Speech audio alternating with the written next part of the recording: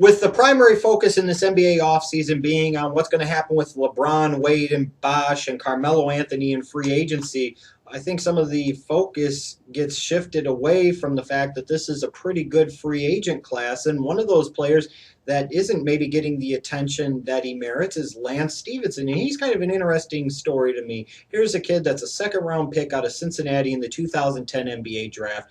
It takes a little while to kind of find his niche, find his place, but he has found his place. And, he's a young, up-and-coming player. Talking about a kid that last season with the Indiana Pacers, he was third on the team in scoring with 13.8 points per game. He led the team in rebounds, assists, and field goal percentage. And you're talking about a kid who isn't even 24 years of age yet. There's a lot of interesting, stuff about Lance Stephenson, both good and bad. And it ultimately raises the question, if you're an NBA general manager, if you're a fan of an NBA team, would you want Lance Stephenson on your team? When I talk about Lance Stephenson, I said he's an interesting player, and to me, he is an interesting player with a ton of upside.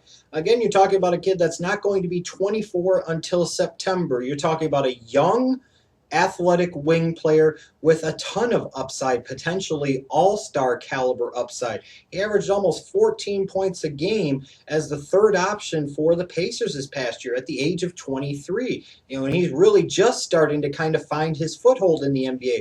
And he's an all-around player, too. You're talking about a guy that not only could do things on the offensive end, but he's also a capable player on the defensive end, a lengthy perimeter defender with good size at 6'5", about 200, maybe 15 pounds, that can guard the two. He can guard the three. He also has good versatility on the offensive end that a lot of teams value out of a two guard. You're talking about a guy that could shoot a little bit from the outside. You're talking about a guy that can create his own shot and maybe just as importantly be a facilitator for others and create shots for them. And when you look at this too, you're talking about a player that really frankly hasn't even entered the peak years of his career yet and might be a few years away from even getting to that. You see this room for growth and all of this potential in his game, and you say, hey, he might, with him turning down that 5-year, $44 million contract offer from the Pacers, once all the dust settles in free agency, a team might have to pay him 11, 12, 13 million a year. That might seem a bit steep, but the cost isn't so prohibitive.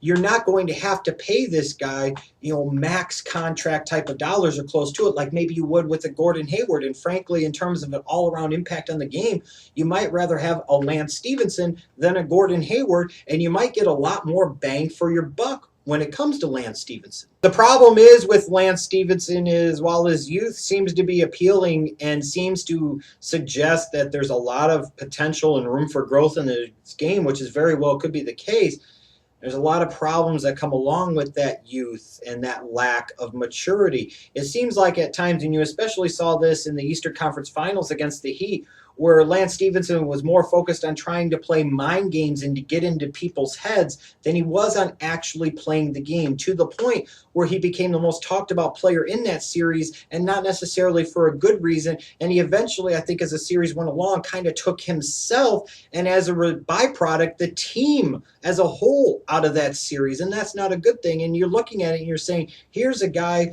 that has some of these antics, that remind you maybe of a Meta World Peace or what have you. Do you really want that in the fold? Is he the type of guy that you really want around your locker room, where he's more focused maybe on mind games than actually playing the game? He could potentially cause your team to lose its rhythm and its momentum. He could take himself and his entire team out of it. Do you really want to devote potentially 11, 12, $13 million per season for several years to a guy with these type of concerns, to a guy like this who might always be that big tease that always flashes this big time potential, but what he showed this past season is pretty much all he's ever going to be? When I look at Lance Stephenson, I look at a player that could be a real X factor, a real difference maker for a team that is either at the cusp of being a championship contender or pretty close to it.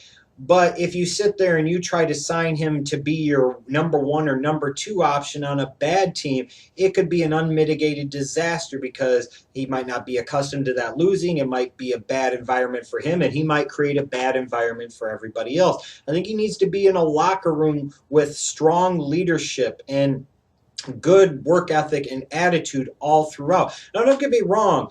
sometimes to win a championship, you don't have everybody on your team as a choir boy. Not everybody's a saint. Not everybody's always going to get along. You have different types of personalities, and sometimes you need that. And I argue for most teams, in order for them to win a championship, you need one or two of those type of red-ass players that a Lance Stephenson is, that type of guy that can sit there and rub some people the wrong way, sometimes on the other teams and frankly sometimes on his own team. But he's the type of guy that can get more out of you overall and bring some positive things to the table.